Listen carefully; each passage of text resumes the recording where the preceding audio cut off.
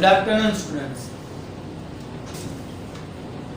ધોરણ 11 કોમર્સ અર્થશાસ્ત્ર માં લેક્ચર નંબર 3 માં તમારું સ્વાગત છે. છોકરાઓ, અત્યાર સુધી તમે ખાલી બેઝ જ હજી ભણેલો છે. અર્થશાસ્ત્ર એટલે શું હજી પણ એ જ ભણવાનું છે. હજી પણ આપણે એ જ ભણવાનું છે. અર્થશાસ્ત્ર વિશે અત્યાર સુધીમાં આપણે ભણી ગયા કે ભાઈ ધોરણ 10 માં તમે અર્થશાસ્ત્ર વિશે થોડી ઘણી માહિતી મેળવેલી. આર્થિક વૃદ્ધિ, આર્થિક વિકાસ, ઉદારીકરણ, ખાનગીકરણ, વૈશ્વિકીકરણ, આ બધા વિશે તમે નાની મોટી ચર્ચાઓ કરી ગયેલા હતા.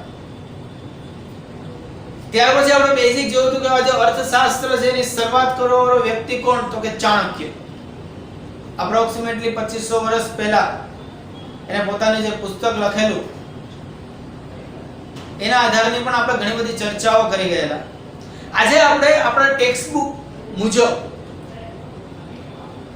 અર્થશાસ્ત્રનો અર્થ અને અર્થશાસ્ત્રનું ભારતમાં ચિંતન એના વિશે ચર્ચા છે તે કરવાની છે. તો બેઝિકલી આમાંથી એક એક માર્કનો પ્રશ્ન પૂછાય કે અર્થશાસ્ત્રનો અર્થ સમજાવો. રેડી? તો જો સામાન્ય રીતે તમે જુઓ તો અર્થશાસ્ત્ર જેનો મતલબ સાદો અર્થ એ અર્થનું શાસ્ત્ર એવો કહેવામાં આવે છે. શું કહેવાય છે? અર્થનું શાસ્ત્ર. હવે જે અર્થ શબ્દ છે એ તમે ઘણી બધી જગ્યાએ જોયો હોય કે ભાઈ ઇંગ્લિશમાં મીનિંગ તો કે ભાઈ અર્થ જ થાય, કોઈ મતલબ તો અર્થ જ થાય. પણ અહીંયા જે અર્થ છે એ સંસ્કૃત વર્ડ્સમાંથી લેવામાં આવેલો શબ્દ છે. અર્થ જે અર્થ શબ્દ છે તે સંસ્કૃત શબ્દમાંથી છે તે લેવામાં આવેલો છે. શેમાંથી લેવામાં આવેલો છે?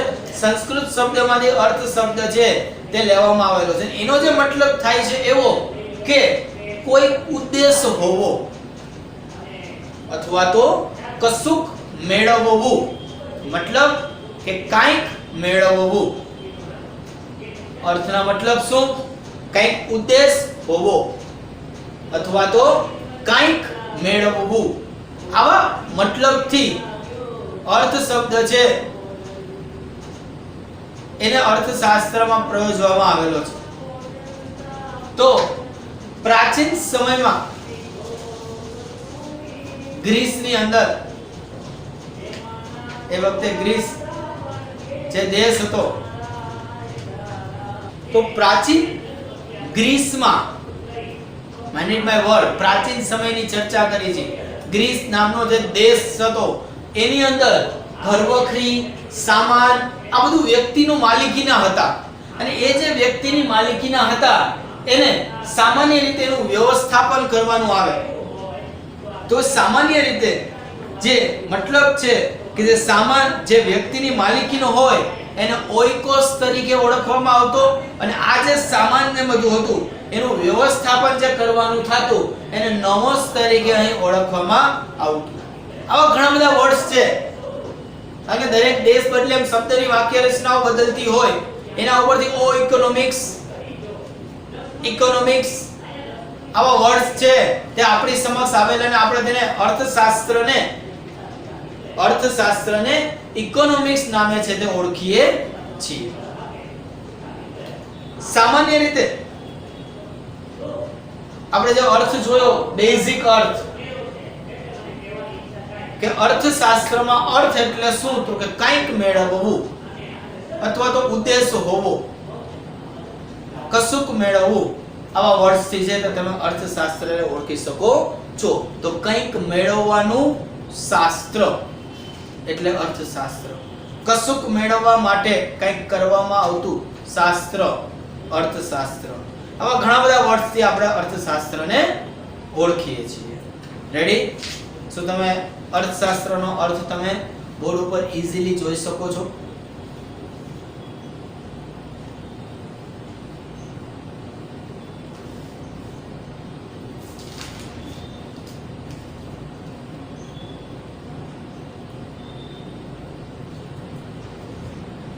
ઓકે, તો હવે આપણે અર્થશાસ્ત્રનું ભારતમાં ચિંતન એટલે ભારતની અંદર અર્થશાસ્ત્ર ક્યારે, આપણને ખબર છે કે આશરે 2500 વર્ષ પહેલા ચાણક્ય દ્વારા રજૂ કરવામાં આવેલું.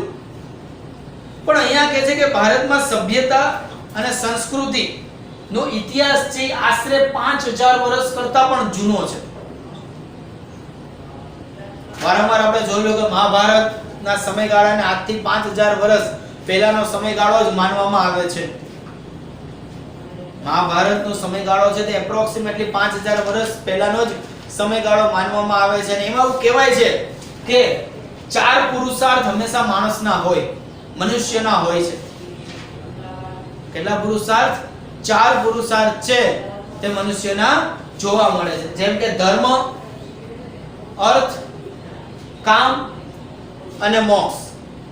કોઈ પણ મનુષ્ય પૃથ્વી ઉપર કોઈ પણ વર્ક કરે છે, કામ કરે છે, એની પાછળનો એનો જે ઇન્ટેન્શન એટલે કે હેતુ એ માત્ર આ 4 પુરુષાર્થથી ડિસાઈડ કરવામાં આવે છે.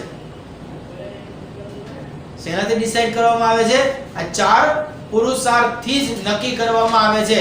વન્સ અગેન, ધર્મ, અર્થ, કામ અને મોક્ષ. કોઈ પણ મનુષ્ય ધર્મ માટે જીવે છે. કોઈ પણ મનુષ્ય ધર્મ માટે જીવે છે. અર્થ, જે આપણે પહેલા જોયું, ઉદ્દેશ. કોઈ પણ મનુષ્ય કાઈ પણ કામ કરે છે એનો કંઈક ઉદ્દેશ હોય છે. ઉદ્દેશ વગર આપણે કોઈ પણ વર્ક કરતા નથી. આ નિયમ છે. તો ફર્સ્ટ ધર્મ, બીજું અર્થ, થર્ડ કામ. તમારે તમારો ઉદ્દેશ પૂર્ણ કરવા કામ તો કરવું જ પડે. એવું ક્યાંય સાંભળ્યું કે ભાઈ બેઠા બેઠા પગાર મળે? કે તમે કાઈ વર્ક નહીં કરો તોય તમને છે તે પૈસા આપવામાં આવશે? ક્યારે નહીં. જ્યારે છોકરો બાર્ટર સિસ્ટમ હતી ને ત્યારે તમારે વસ્તુના બદલામાં વસ્તુ આપવી પડતી હતી. કોઈ તમને એમને વસ્તુ નહોતા દઈ દેતા. મતલબ કે કામ કરશો તો જ તમને કંઈક મળશે. શું કામ કરશો? તો કે તમારા ઉદ્દેશ મુજબ કામ કરો. તો ધર્મ, અર્થ, કામ. લાસ્ટ વન છે મોક્ષ. જનરલી આ વર્ષ મૃત્યુ પછી સાંભળવા વધારે મળે કે સ્વર્ગમાં જશું, નરકમાં જશું. આપણા તો પરાક્રમ જ સારા હોય અને અમુકના તો એના કરતાંય સારા હોય. સ્વર્ગ અને નરકની વચ્ચે જગ્યા મળે ક્યાં?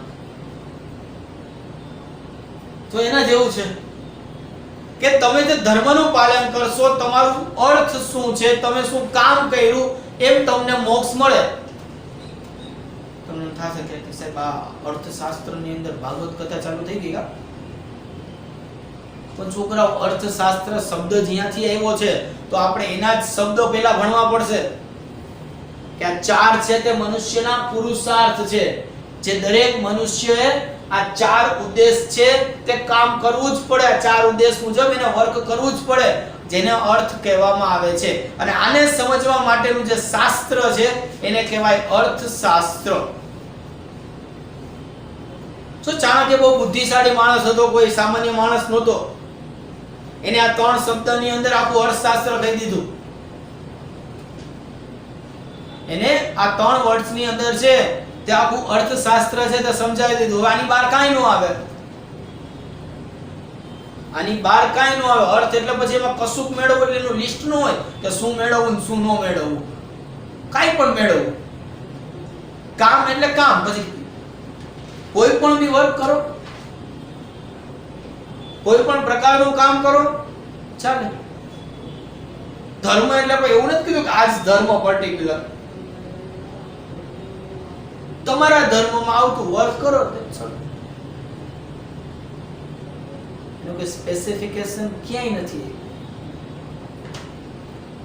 એટલે 4 પુરુષાર્થ એટલે એમાં મનુષ્ય એટલે બધા આવી ગયા. તો વન્સ અગેન કયા 4 પુરુષાર્થ સમજવાના છે? તો કે ધર્મ, અર્થ, કામ અને મોક્ષ. આ 4 પુરુષાર્થ જે છે જે માણસે કરવાના જ છે. અને આ 4 જે પુરુષાર્થ છે એના ઉદ્દેશથી જે કામ કરવામાં આવે છે એના અર્થ શાસ્ત્ર તરીકે અહીં ઓળખવામાં આવે છે. તો વન્સ અગેન કે કશુંક મેળવવાની ઈચ્છા, કાંઈક મેળવવાની ઈચ્છાએ કરવામાં આવતી કોઈ પણ પ્રવૃત્તિ તમે આની અંદર ઈઝીલી લઈ શકો છો. કાંઈક વસ્તુ મેળવવાની ઈચ્છાએ કરવામાં આવતી પ્રવૃત્તિ તમે ઈઝીલી આમાં લઈ શકો છો, જેને કહી શકાય છે અર્થોપાર્જન માટે કરવામાં આવતી પ્રવૃત્તિ. તો અર્થોપાર્જન એટલે શું? તો કે આવક મેળવવી. અર્થોપાર્જન એટલે શું? આવક મેળવવી.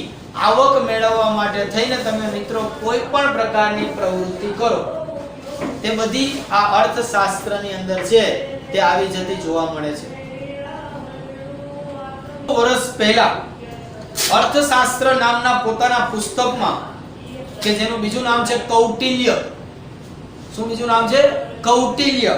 એ કૌટિલ્ય જેને ચાણક્ય તરીકે પણ ઓળખવામાં આવે છે, આ કૌટિલ્ય ચાણક્યએ પોતાનું જે અર્થશાસ્ત્ર નામનું જે પુસ્તક છે તેમાં માનવીની આર્થિક પ્રવૃત્તિ માટેનું ચિંતન રજૂ કર્યું.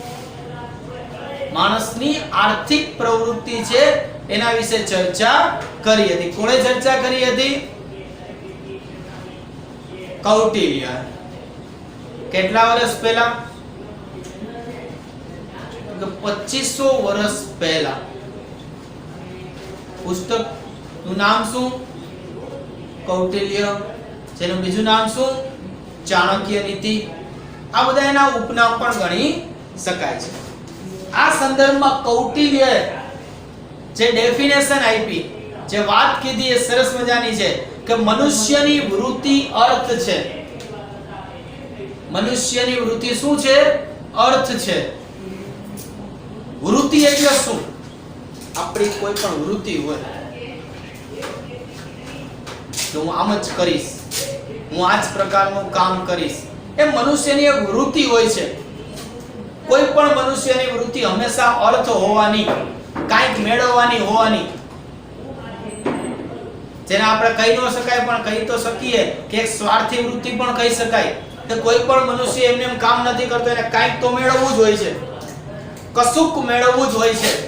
એટલે કહે છે કે મનુષ્યની વૃત્તિ શું છે? તો કે અર્થ છે. મનુષ્યની વૃત્તિ શું છે? અર્થ છે.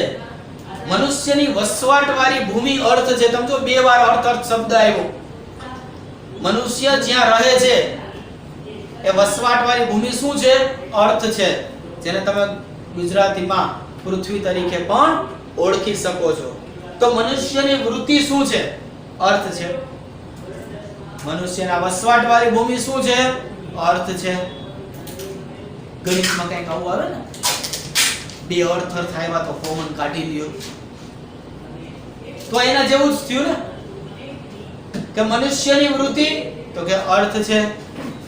મનુષ્યની વસવાટવાળી ભૂમિ તો કે અર્થ છે. અર્થ એટલે શું? તો કે પૃથ્વી કહી શકો. અર્થ એટલે શું? તો કે કશુંક મેળવવું કહી શકો. અર્થ એટલે શું? તો કે કંઈક ઉદ્દેશ પણ કહી શકો. માટે તેના લાભ અને પાલન માટે, કોના લાભ અને પાલન? તો કે અર્થના લાભ અને પાલનના ઉપાયો દર્શાવતું શાસ્ત્ર એટલે અર્થશાસ્ત્ર.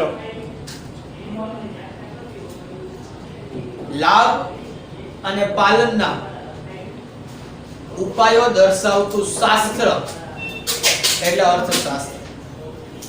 કોના લાભ અને પાલનના ઉપાયો દર્શાવતું શાસ્ત્ર? તો કે અર્થ એટલે પૃથ્વીના. કેમ અર્થ જ? તો કે મનુષ્યની વૃત્તિ શું છે? અર્થ છે. મનુષ્યના વસવાટવાળી ભૂમિ શું છે? તો કે અર્થ છે. તો આ અર્થના લાભ અને પાલન ના ઉપાયો દર્શાવતું શાસ્ત્ર એટલે અર્થશાસ્ત્ર. આવું કોને કીધું? કૌટિલ્ય. કેટલા વર્ષ પહેલા કીધું? તો આશરે 2500 વર્ષ પહેલા. શું કીધું? કે મનુષ્યની વૃત્તિ અર્થ છે. મનુષ્યના વસવાટવાળી ભૂમિ અર્થ છે. આ અર્થના લાભ અને પાલનના, આ અર્થના લાભ અને પાલનના ઉપાયો દર્શાવતું શાસ્ત્ર એનો અર્થશાસ્ત્ર.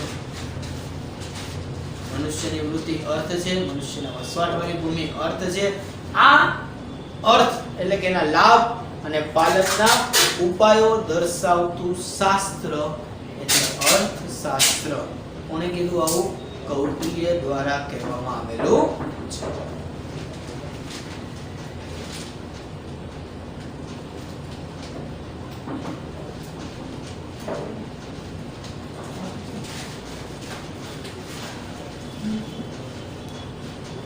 તેને એમ પણ કીધું કે ઘણા બધા પ્રકારની આર્થિક પ્રવૃત્તિ જે છે, આર્થિક પ્રવૃત્તિ વિનાથી પ્રવૃત્તિ આપણે ભણી ગયા છે કે કંઈક મેળવવાની અપેક્ષાએ કરવામાં આવતી પ્રવૃત્તિ એટલે આર્થિક પ્રવૃત્તિ, અને સેવા કરવાની જે હેતુ હોય એનાથી કરવામાં આવતી પ્રવૃત્તિ એટલે બિનઆર્થિક પ્રવૃત્તિ. તો આર્થિક પ્રવૃત્તિ છે એને એમાં અર્થને કેન્દ્રિત ન રહેતા ઘણીવાર નૈતિક આધારો મુજબ પણ સમગ્ર માનવ કલ્યાણને ધ્યાનમાં રાખીને પણ પ્રવૃત્તિ થાય છે. નૈતિક મૂલ્યોને ધ્યાનમાં રાખીને પણ ઘણીવાર ઘણા બધા પ્રકારની પ્રવૃત્તિઓ છે તે આપણે સમાજમાં કરતા હોય છે, જેને સેવાકીય પ્રવૃત્તિ કહેવાય. ડોક્ટર છે તો જો સેવા આપે છે, પછી પૈસા તો લે છે, આર્થિક પ્રવૃત્તિ થઈ નો ડાઉટ, પણ કહેવાય શું? સેવાકીય પ્રવૃત્તિ. શિક્ષણ છે તે સેવાકીય પ્રવૃત્તિ છે, ફી તો આપો છો. આ ઉપરાંત પોલીસ છે સેવા કરે છે, પગાર તો લે જ છે. તો આવી બધી પ્રવૃત્તિ પણ અર્થતંત્રની અંદર છે તે ઈઝીલી જોઈ શકાય છે, જેમાં નૈતિક મૂલ્યો રહેલા હોય, નીતિ શાસ્ત્ર છે તે આની અંદર રહેલું જોઈ શકાય છે.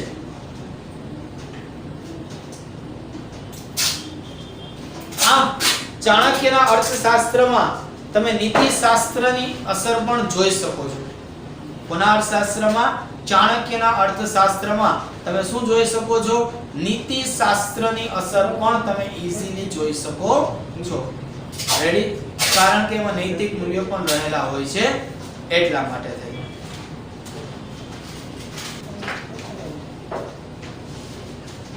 તો ખાસ કરીને કૌટિલ્ય શું જાહેર કર્યું કે રાજાશાહી વ્યવસ્થા, રાજ્ય વ્યવસ્થા, કૃષિ, આ બધા વિશે એને બહુ માર્ગદર્શન કર્યું. કોણે? કૌટિલ્યએ. એનું ધ્યાન રાખી એમાં નાની નાની બાબતોને, આર્થિક બાબતોનું ધ્યાન કરી અને એને અર્થશાસ્ત્રમાં લીધેલી છે. રાજ્ય વ્યવસ્થા, કૃષિ વ્યવસ્થા, રાજપાટ, આ બધી વસ્તુ છે તે આની અંદર હોવી જરૂરી છે. શેમાં? કૌટિલ્યના અર્થશાસ્ત્રની અંદર. તો કૌટિલ્યના અર્થશાસ્ત્રમાં વિદ્યાર્થી મિત્રો ભારતીય ચિંતન માં એને જે ડેફિનેશન આપી એ ક્લિયર કટ છે. આશરે 2500 વર્ષ પહેલા એને લખેલા પુસ્તકની અંદર આ વસ્તુને મેન્શન કરેલી છે. પણ જો આપણે ભારત દેશમાં રહીએ છીએ, 2500 વર્ષ પહેલાનું પુસ્તક આપણને તો હાર્ડલી હમણાં જ મળ્યું, હજી 19મી 20મી સદીના અંતમાં. પણ એ સદી પહેલા અંગ્રેજો અને બીજા ઘણા બધા લોકો હતા, એ લોકોએ કોઈને કોઈ રીતે અર્થશાસ્ત્રની અલગ અલગ વ્યાખ્યા આપી. પછી જેવો દેશ, જેવા પ્રકારનો દેશ પોતપોતાની રીતે પોતપોતાના વિચારોથી એના અર્થશાસ્ત્રની શું આપી? વ્યાખ્યાઓ આપેલી છે. સમજો વિદ્યાર્થી મિત્રો, આવા ઘણા બધા અર્થશાસ્ત્રીઓ છે દુનિયાની અંદર કે એ અર્થશાસ્ત્રીઓએ પોતાના વિચારોથી અર્થશાસ્ત્રની વ્યાખ્યા આપેલી છે. આપણે નો ડાઉટ એ બધી વ્યાખ્યાઓ વન બાય વન સ્ટડી કરવાની છે, ધ્યાન રાખજો. આપણે દરેકે દરેક વ્યક્તિ એટલે કે દરેકે દરેક અર્થશાસ્ત્રની વ્યાખ્યાઓ ભણશું. પણ આ કેના જેવું છે ખબર છે? આમ કાન પકડો, આમ કાન પકડો કે ઊંધા કાન પકડો, છેલ્લે તો શું કહેવાય? કાન પકડ્યા કહેવાય. એવી જ રીતે આપણી ભાષામાં કે બાપ બાપ હોતા હૈ, એમ કૌટિલ્ય બાપ છે. કોઈ પણ અર્થશાસ્ત્રની વ્યાખ્યા લ્યો, છેલ્લે તો ઈ હરી ફરીને કૌટિલ્યની ડેફિનેશન ઉપર જ આવીને ઊભો રહેશે. એટલે જ અર્થશાસ્ત્રમાં આજની તારીખે પણ દુનિયામાં કૌટિલ્યનું નામ જ ફેમસ છે. બીજા કોઈ અર્થશાસ્ત્રીને બોલતીને 5-10% લોકો ઓળખે છે, કૌટિલ્યને જ બધા ઓળખે છે, કારણ કે એમાંથી જ કોપી કેટ કરી અને આ લોકોએ પોતાના શબ્દમાં નવી વ્યાખ્યાઓ આપી, બીજું કાંઈ નથી કર્યું. ડન? તો આપણે આજના લેક્ચરમાં જે કમ્પ્લીટ કર્યું કે અર્થશાસ્ત્રનો મેઇન અર્થ શું છે, કૌટિલ્ય દ્વારા આપવામાં આવેલો અર્થ, કૌટિલ્યમાં કહેલી વાતો. રેડી?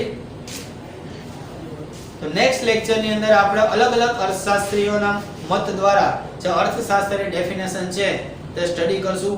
આમાંથી તમને શું પૂછાય? અર્થશાસ્ત્રનો અર્થ 1 માર્કની અંદર પૂછાય. કૌટિલ્યએ આપેલી અર્થશાસ્ત્રની વ્યાખ્યા, એના વિચારો 2 માર્ક્સના ક્વેશ્ચનની અંદર તમને પૂછી શકે. Okay, thank you.